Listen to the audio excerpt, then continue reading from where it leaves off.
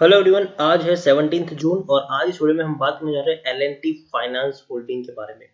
देखिए 61 रुपीज के ऊपर ये शेयर ट्रेड कर रहा है और पिछले काफी दिनों से ये शेयर इसी प्राइस रेंज के आसपास ही हमें ट्रेड करता हुआ देखने को मिल रहा है। इस वीडियो में हम बात करने जा रहे हैं कि एल&टी फाइनेंस होल्डिंग में जिन्होंने खरीदारी की है उनको क्या करना चाहिए, प्रॉफिट बुकिंग करना चाहिए या फिर बने रहना चाहिए, और जो लोग फ्रेश बाइंग करना चाहते हैं उनको क्या करना चाहिए। तो देखिए, वीडियो को मैं शुरू करूं उससे पहले अगर आपने अभी तक चैनल को सब्सक्राइब नहीं किया है तो प्लीज अभी इसे सब्सक्राइब कर लीजिए, क्योंकि आगे भी बहुत सारे वीडियोस हैं जो आपको काफी ज्यादा हेल्प करेंगे।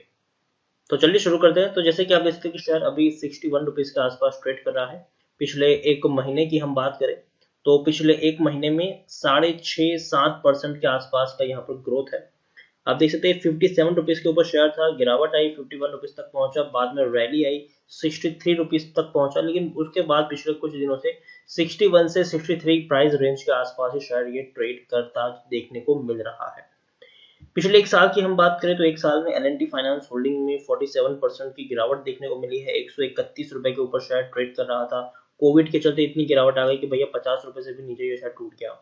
बाद में फिर से एक बहुत बड़ी रैली आई, 65 रुपीज तक शेयर पहुंचा, वापस नीचे गिरा, वापस तेजी आई 67 तक ये शेयर गया, वापस इतनी बड़ी गिरावट आ गई कि शेयर वापस 50 रुपए तक टूट गया। अब वापस तेजी यहाँ पर देखने को हमें जरूर मिली है। पिछले 3 साल की अगर हम बात करें तो पिछले 3 साल में एल&टी फाइनेंस होल्डिंग में 58% की गिरावट है। 211 रुपए के लेवल से टूटता हुआ नीचे आया है। बाउंस बैक भी क्या, देखिए हर बार गिरावट के बाद बाउंस बैक किया, फिर गिरावट आई, फिर बाउंस बैक किया, फिर गिरावट आई, फिर बाउंस बैक किया, फिर गिरावट आई, फिर बाउंस बैक किया। लेकिन अभी की जो गिरावट है वो कोविड के चलते है और बहुत सारे शेयर्स में ये गिरावट हमें देखने को मिल रही है और मुझे लगता है कि जरूर शेयर बाउंस बैक करने का दमखम रखता है। यहाँ से मिड कैप स्टॉक है, 12,350 करोड़ के आसपास का मार्केट कैप है। एनएससी में अगर हम देखेंगे तो 1 करोड़ 34 लाख से भी ज्यादा का इसका हमें वॉल्यूम ट्रेड देखने को मिल रहा है। शेयर होल्डिंग की बात करें तो प्रमोटर के पास 63.72% की होल्डिंग है। थोड़ी सी होल्डिंग प्रमोटर ने भी गिराई है। एफआईएस के पास 10.60% की होल्डिंग है। एफआईएस ने भी होल्डिंग गिराई है। म्यूचुअल फंड के पास 0.56% की होल्डिंग है, उन्होंने भी बड़ी होल्डिंग गिराई है। इंश्योरेंस कंपनी के पास 3.20% की होल्डिंग है। थोड़ी सी होल्डिंग इन्होंने अपनी बढ़ाई जरूर है। अब यहाँ पर देखिए प्रमोटर कौन है। प्रमोटर है एल&टी। एल&टी लिमिटेड सबसे बड़े प्रमोटर है, लार्सन एंड टुब्रो लिमिटेड। 63.72% की होल्डिंग है उनके पास, कंट्रोलिंग स्टेक है ये, और एल&टी का एक बहुत बड़ा बैकबोन भी है, ऐसा हम यहाँ पर कह सकते हैं कि एल&टी का एक बहुत बड़ा बैकबोन है। काफी दिग्गज कंपनी है एल&टी, रेप्यूटेड कंपनी है ये। एक भी शेयर गिरवी नहीं है। 17 म्यूचुअल फंड ने पैसा लगाया है, 105 एफआईएस भी यहाँ पर इन्वेस्टेड है। इंडिविजुअल इन्वेस्टर होल्डिंग 12% के आसपास हमें देखने को मिल रही है। यहाँ पर अगर हम देखें तो 9% का डिविडेंड पे करा है, मतलब पर शेयर आपको 90 पैसे मिल रहे हैं और इसी साल मार्च महीने में इन्होंने ये डिविडेंड पे किया है। एल&टी फाइनेंस होल्डिंग के बारे में अगर हम देखने जाए तो टेक्निकल रेटिंग अभी थोड़ी बहुत अच्छी इनकी जरूर दिखाई दे रही है। पी हालांकि काफी हाई है, 46.43 है, जबकि इंडस्ट्री पी 24 के आसपास है। बुक वैल्यू 39 के आसपास है। प्राइस टू बुक वैल्यू 1.55 है और ईपीएस 1.33 के आसपास देखने को मिला है। डिलीवरी तकरीबन 18% के आसपास हमें देखने को मिली है। According to Moneycontrol user 85% लोग खरीदने की सलाह दे रहे हैं और 13% लोग बेचने की सलाह दे रहे हैं। 2% लोग यहाँ पर होल्ड करने की बात कर रहे हैं। नतीजे इनके आए थे और उतने अच्छे नहीं थे, और लेकिन मेरे हिसाब से उतने बुरे भी नहीं थे, क्योंकि मार्च क्वार्टर में अब देखिए 385 करोड़ का इनको मुनाफा हुआ था, जबकि पिछले क्वार्टर में 590 करोड़ का मुनाफा था। पिछले साल 550 करोड़ का मुनाफा था। देखने में आपको लगेगा यार बहुत कम है, लेकिन सितंबर में भी 175 करोड़ का ही इनको मुनाफा हुआ था। तो देखिए सितंबर में कम था, लेकिन जून में भी 550 करोड़ तक का मुनाफा था। तो 550 करोड़ तक का हम यहाँ पर एवरेज मान के चल सकते हैं कि इतना कंपनी मुनाफा करती है। मार्च में हालांकि कम हुआ है, आप देखिए 385 करोड़ है, लेकिन उतना भी कम हम नहीं कह सकते। थोड़ी सी एक्सपेक्टेशन तो हम यहाँ पर कर ही सकते हैं इन सारी चीजों की। यहाँ पर देखिए प्रमोटर की होल्डिंग जरूर गिरी है। 63.96% की होल्डिंग जो पहले हुआ करती थी, आज वो 63.72% की होल्डिंग है। अच्छी बात है कि एक भी शेयर गिरवी नहीं है।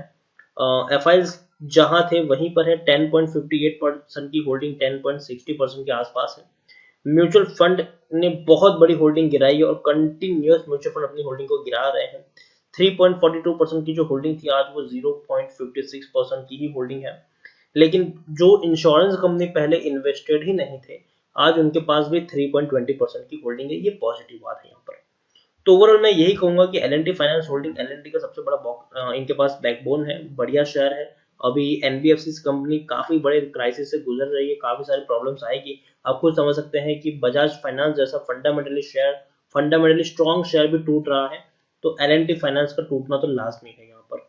लेकिन फिर भी मुझे लगता है कि अगर आपने खरीदारी की है और आपका कम से कम यहाँ पर और 6-7 महीने का इन्वेस्टमेंट का प्लान है, तो आपको पैनिक करने की जरूरत नहीं। मुझे लगता है कि शॉर्ट टर्म में ये शेयर अभी भी यहाँ से 65 से 70 रुपए तक जाने का दमखम रखता है ये।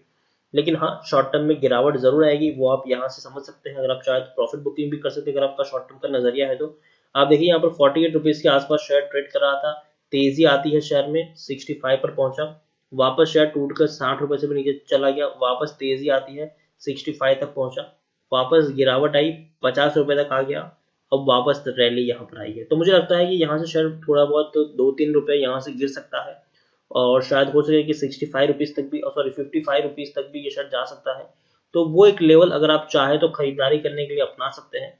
और कम से कम थोड़ा सा 1 साल तक का भी अगर आप यहाँ पर प्लान लेके चलेंगे, तो मुझे लगता है कि ये शेयर आपको आराम से 75 से 80 रुपए के ऊपर ट्रेड करता हुआ देखने को मिल जाएगा। लेकिन इस बीच काफी ज्यादा अप्स एंड डाउन देखने को मिलेगी, तो उस हिसाब से अगर आप चाहे तो प्रॉफिट बुकिंग भी कर सकते हैं। अभी भी अगर आप चाहे तो प्रॉफिट बुकिंग कर सकते हैं, क्योंकि मुझे लगता है कि 55 रुपए के आसपास ये शेयर आपको ट्रेड करता हुआ दिखेगा, तो वहां पर आप चाहे तो फर्दर खरीदारी कर सकते हैं, जिनका नजरिया शॉर्ट टर्म का है।